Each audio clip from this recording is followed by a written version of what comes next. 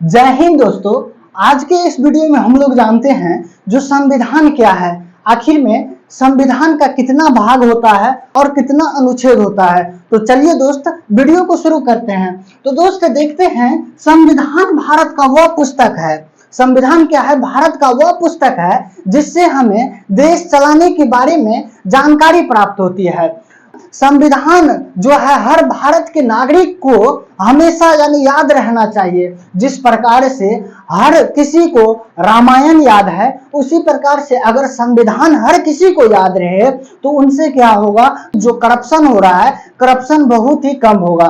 तो चलिए हम लोग बात करते हैं आज संविधान के अनुच्छेद एवं भाग पे। तो भाग किसको कहते हैं दोस्त? भाग जो है, भाग संविधान में 22 भाग है। 22 भाग हम इसलिए यानी बनाए हैं, बुक में भी हम लोग लेसन पढ़ते हैं, जो लेसन नंबर 1 हुआ, लेसन नंबर 2 हुआ, ऐसे करके ही पूरे संविधान को जो बनाया गया है वे भाग के अनुसार बनाया गया है। और इसमें जो टॉपिक्स लिखी हुई है, जैसे भाग में एक यानी भाग का जो एक टॉपिक है, वे टॉपिक को हम लोग अनुच्छेद के हिसाब से पढ़ेंगे। तो चलिए आज की वीडियो में हम लोग शुरू करते हैं।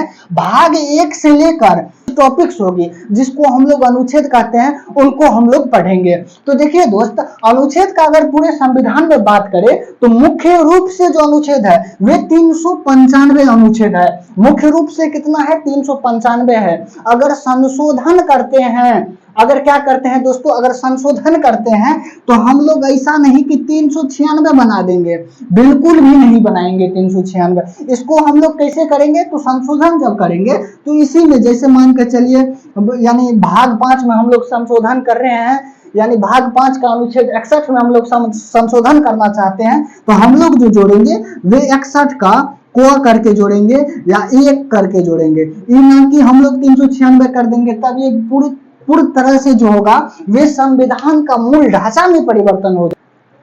तो भाग 1 को पढ़ेंगे और पूर्ण रूपेण पढ़ेंगे जो कैसे होता है और इसमें कितना अनुच्छेद है। तो चलिए दोस्तों, भाग 1 में हम लोग जानते हैं, भाग 1 में जो है the union and it's territory. क्या है दोस्तों? The union and it's territories. इसका हिंदी हुआ जो संघ एवं उसका राज्य क्षेत्र। संघ मतलब हुआ यूनियन और राज्य क्षेत्र मतलब क्या हुआ, जो किस राज्य को कहां तक यानी उसका क्षेत्रफल कितना है, उसका क्षेत्रफल कितना है। तो राज्य यानी राज्य क्षेत्र का मतलब यह हुआ जो किस राज्य का कितना क्षेत्रफल है।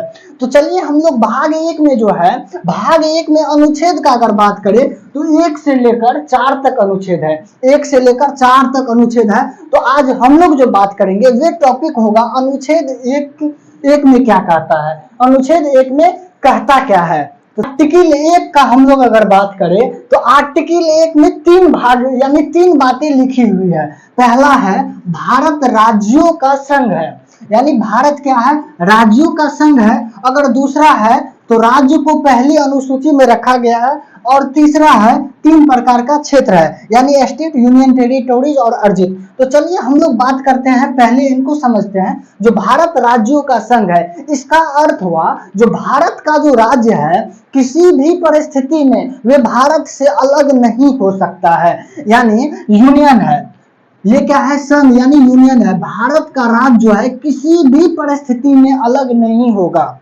तो अब देखिए, यूनियन जो है वे 3 प्रकार का होता है। एक होता है तो कन्फेडरेशन, यानी कन्फेडरेशन जिसको परिसंघ कहते हैं, और फेडरेशन जिसको संघ कहते हैं, और यूनियन जिसको भी संघ कहते हैं। तो परिसंघ क्या होता है? तो परिसंघ होता है जब छोटे छोटे राज्य आपस में मिलकर क्या करता है, छोटे छोटे राज्य आपस में मिलकर अपनी कुछ शक्तियां केंद्र सरकार को देकर केंद्र सरकार को कहता है जो आप अपने अनुसार देश को चलाइए। ये बहुत ही यानी परिसंघ जो होता है बहुत ही कमजोर होता है। परिसंघ से कोई भी राज्य आसानी से अलग हो सकता है। तो चलिए हम लोग अब संघ की बात करें तो संघ जो है, संघ उसको कहते हैं जब यानी विभिन्न प्रकार के राज्य आपस में मिलकर और देश को कुछ शक्ति दे देता है और देश को कहता है जो आप अपने अनुसार शासन कीजिए। लेकिन इन लोगों के बीच एक समझौता किया हुआ रहता है। अगर वे समझौता अगर टूटा तो इसका भी राज्य टूट सकता है। यानी संघ यहाँ पर जो है फेडरेशन यानी संघ का भी यानी संघ भी टूट सकता है। तो चलिए अब हम बात करते हैं यूनियन का। यूनियन का अर्थ हुआ जो, यानी यूनियन का अर्थ हुआ जो किसी भी परिस्थिति में वे अलग नहीं हो सकता है। एक एग्जाम्पल के तौर पे हम लोग इन तीनों को समझते हैं, परिसंघ और संघ, यानी कन्फेडरेशन और फेडरेशन और यूनियन को एक एग्जाम्पल के तौर पर हम लोग समझ। उदाहरण लेते हैं, जो देखिए कोई भी, यानी मान के चलिए हम लोग बिल्डिंग को तैयार करते हैं, बिल्डिंग को हम लोग देश मान लेते हैं।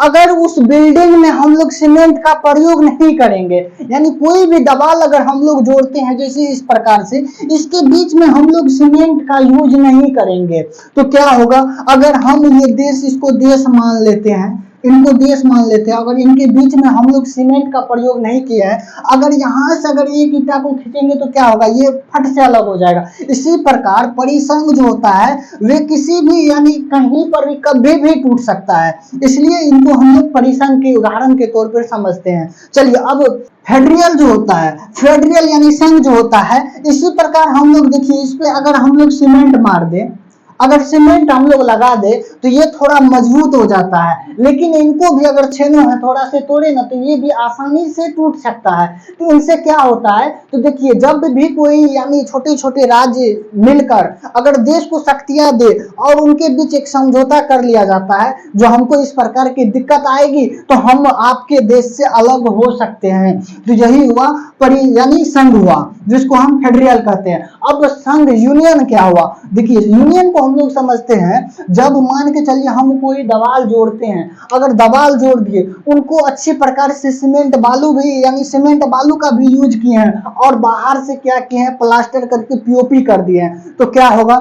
डबल, यानी दो होगा। एक तो किसी भी, यानी परिस्थिति में तोड़ने के लिए जो है सबसे पहले प्लास्टर को तोड़ना पड़ेगा, उनके बाद उसके अंदर जो सीमेंट बालू भरे हुए उनको, तो ये टूटना बहुत ही मुश्किल होगा। इसलिए संघ को जो है, यूनियन को हम लोग किसी भी परिस्थिति में नहीं तोड़ सकते हैं। आप लोगों के एग्जाम में क्वेश्चन आ सकता है, जो भारत, यानी भारत क्या है? तो भारत क्या है? तो वो ऑप्शन नंबर ए दे देगा संघ है, बी दे देगा और कुछ, सी दे देगा, सी में दे देगा यूनियन है। तो हम लोग याद रखेंगे जो भारत एक यूनियन है, ना कि संघ है, ठीक है। तो चलिए अमेरिका क्या है? फेडरल है, और भारत क्या है? तो संघ है। देखिए दोस्त, अमेरिका में जैसे 50 राज्य है, 50 राज्य का झंडा अलग होगा, वहां की नागरिकता अलग होगी, इसी प्रकार से वहां का यानी रहन सहन सब अलग होगा। लेकिन हमारे भारत में ऐसा व्यवस्था नहीं है, भारत का एक ही झंडा होगा, एक ही नागरिकता होगा। इसी प्रकार चलिए हम लोग टॉपिक क्या समझे? तो भारत राज्यों का संघ है, इनको समझ लिए। अब हम लोग बात करते हैं टॉपिक नंबर बी, यानी अनुच्छेद 1 का जो 2 कहता है राज्य को पहली अनुसूची, यानी राज्य की पहली अनुसूची। आखिर में क्या प्रमाण है जो बिहार भारत का राज्य है? कुछ तो प्रमाण होना चाहिए। तो अनुच्छेद 1 में तो कहीं नहीं लिखा है जो बिहार भारत का राज्य है, कहीं नहीं लिखा है। लेकिन वही क्या किया है, जो राज्य, यानी राज्य को पहली अनुसूची, एक अनुसूची बना के, ये संविधान का पुस्तक हुआ, इसमें क्या किया, ये अनुसूची 1 हुआ, मान के चलते हैं ये अनुसूची, यानी ये आर्टिकल 1 हुआ, तो इसी का आर्टिकल 1 में 4 पेज में जोड़ दिया है जो भारत का, यानी भारत में इतने राज्य है, सभी इसी 4 पेज में सभी का नाम दिया हुआ है, और उसका कितना, यानी बिहार का कितना क्षेत्र है, राजस्थान का कितना क्षेत्र है, इसी प्रकार से हर किसी का यानी इसमें दिया हुआ है। तो हम लोग ये नहीं समझे जो राज्य को पहली अनुसूची में किस प्रकार से रखा गया है। अगर हम तीसरा बात करें, अगर 3 का बात करें, तो इसमें 3 प्रकार की क्षेत्र की चर्चा है। 3 प्रकार की क्या है? क्षेत्र की चर्चा है। पहला है स्टेट, दूसरा है यूनियन टेरिटोरी, और तीसरा है अर्जित भूमि। अब स्टेट क्या होता है? जब कोई बड़ा राज्य होगा, जब कोई बड़ा राज्य होगा तो उनको हम लोग स्टेट कहते हैं, जो वर्तमान में 28। और यूनियन टेरिटोरीज भी होता है जो छोटा होता है, और यानी देश के धरोहर होता है, देश के प्रतीक होता है, तो उनको हम लोग यूनियन टेरिटोरीज में रखते हैं। यहाँ पर जो है सीधा यानी मुख्यमंत्री और का शासन नहीं होता, बल्कि डायरेक्ट राष्ट्रपति का शासन होता है, ठीक है। तो हम लोग आगे भी जानेंगे जो राष्ट्रपति का शासन क्या है, भाग 5 में जाएंगे तब हम लोग पढ़ेंगे जो राष्ट्रपति का शासन कैसे होता है। और अर्जित भूमि, हमारा संविधान लिखने वाला जो था वे बहुत ही अनमोल चीज लिख के गए, जो आखिर में अगर भारत को अगर किसी दूसरे, यानी दूसरे क्षेत्र को मिलाने का अगर मौका मिल गया तो हम लोग नहीं छोड़ेंगे, हम लोग उसे भी मिलाएंगे तो इसीलिए अर्जित भूमि यानी हम दूसरे को मिला सकते हैं अपने में, बल्कि भारत टूट नहीं सकता, भारत का राज टूट नहीं सकता है। ठीक है, तो चलिए हम लोग अनुच्छेद 1 को पूर्ण रूपेण से समझे हैं और अनुच्छेद 2 का अब हम लोग बात करते हैं, आर्टिकल 2 का बात करते हैं। अब आर्टिकल 2 क्या कहता है? आर्टिकल 2 कहता है संसद राष्ट्रपति पूर्व अनुमति यानी सूचना पर किसी विदेशी राज्य को अपने में मिला सकता है। देखिए सांसद को इतना पावर है कि राष्ट्रपति को यानी राष्ट्रपति को केवल सूचना ठो देगा और किसी विदेशी राज्य अगर मिलना चाहेगा भारत में तो उसे मिला सकता है। जैसे कि मान के चलिए हम यानी सांसद नरेंद्र मोदी जो है वे अफगानिस्तान को मिलाना चाहता है अपने भारत में और अफगानिस्तान भी मिलने के लिए रेडी है। अब क्या करेगा? अब नरेंद्र मोदी भिखना पहाड़ी पे जो बैठल है राष्ट्रपति उनको कॉल करके बस केवल कॉल तो करेगा जो हेलो राष्ट्रपति जी हम जो है अफगानिस्तान को मिलाना चाहते हैं, आप नाम तो नहीं ना कह रहे हैं। अगर राष्ट्रपति अगर गलती से भी ना कह दिया तब तो बड़ी प्रेम से लती आएगा, उनको महाभियोग लगा के बोलेगा क्या जो चल सरवा तू राष्ट्रपति का कुर्सी अब खाली कर दे, महाभियोग लगा के उनको राष्ट्रपति के पद से हटा देगा। इसलिए राष्ट्रपति कभी भी ना नहीं कहता है। तो चलिए हम लोग जानते हैं संसद जो है राष्ट्रपति की पूर्व अनुमति सूचना पर किसी विदेशी राज्य की यानी विदेशी राज्य के राज्य को भारत में मिला सकता है। हम लोग ऐसा किए हैं जब चीन वाले जब तिब्बत पे यानी तिब्बत वाले को जब कूच रहे थे यानी मार रहे थे, अगर मान के चलते हैं ये चीन वाले यानी भारत के यानी सिक्किम के ऊपर में तिब्बत है, चीन वाले जब तिब्बत को कूच रहा था ना यानी मार रहा था तो यहाँ पर क्या किया चीन वाले किसी को इधर भेज दिया, किसी को इधर भेज दिया, किसी को अफगानिस्तान भेज दिया, किसी को अमेरिका, किसी को इधर इधर यानी उनके परिवार को चारों ओर छितिर वितिर कर दिया, जिनसे अभी भी तिब्बत में स्वतंत्रता की मांग नहीं हो रही है। तो ठीक है, अब जब तिब्बत को पूरा चीन कब्जिया लिया तो अब सिक्किम को लगने लगा जो कहीं चीन हमको भी न कब्जिया ले। छोटा सा देश था सिक्किम, उनको लगा जो अब हम नहीं बचेंगे तो भारत के पास आया और भारत को कहा क्या आप अपने में मिला सकते हैं हमको? तो हम लोग 16 मई 1975 को सिक्किम को अपने में मिला लिए। कितना में? 16 मई 1975 को सिक्किम में यानी सिक्किम को अपने में मिला लिए। देखिए सिक्किम भी वैसे नहीं मिल गया, सिक्किम का क्या हमको जैसे भारत को यानी जैसे भारत के अन्य राज्यों के साथ बर्ताव किया जाता है क्या हमारे साथ किया जाएगा? आखिर में भारत कब नहीं मेहमानों का स्वागत किया है, बोला आपके लिए सदैव दरवाजा खुला हुआ है। जैसे किसी भी राज्य को हम लोग यानी सम्मान करते हैं उसी प्रकार आपको भी सम्मान मिलेगा। आप अगर नहीं होता है तो कुछ पल हमारे साथ रह के देखिए।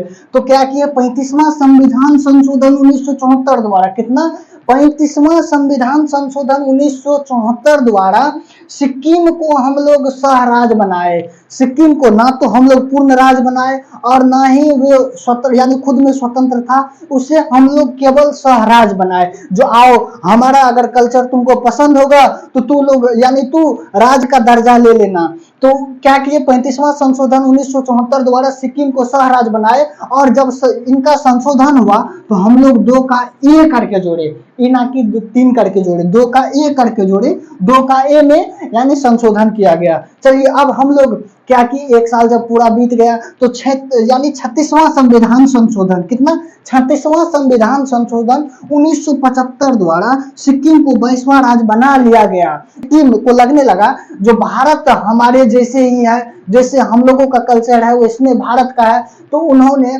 कहा जो अब देखिए अब हम आप में पूर्ण रूप से मिलना चाहते हैं। तो 36वां संशोधन 1975 द्वारा हम लोग सिक्किम को पूर्ण रूपेण हम लोग यानी भारत में मिला लिए। कितना को? तो 16 मई 1975 को सिक्किम को हम अपने में मिला लिए। तो चलिए दोस्तों आज हम लोग जो जाने जो संविधान में कितने अनुच्छेद होते हैं, 395 होता है, भाग कितना होता है तो 22 होता है। भाग 1 में जो चर्चा है, भाग 1 में जो यानी संघ एवं राज क्षेत्र, यानी संघ एवं राज क्षेत्र का चर्चा था। भाग 1 में 4 यानी 4 आर्टिकल थी, तो हम लोग आज पढ़ चुके हैं 1 और 2 आर्टिकल, यानी आर्टिकल 1 और आर्टिकल 2 पूर्ण रूप से समझ चुके हैं। अब नेक्स्ट वीडियो में हम लोग आर्टिकल 3 और 4 को समझेंगे, उनके बाद अखंड भारत, कैसे भारत का टुकड़ा हुआ, उनको समझेंगे। आज का वीडियो यहीं पर स्टॉप करते हैं। अगर आप लोगों को ये चैनल थोड़ा सा भी पसंद हुआ हो, अगर हम को लाइक कीजिए, दबा के शेयर कीजिए और हमारे चैनल को सब्सक्राइब कीजिए।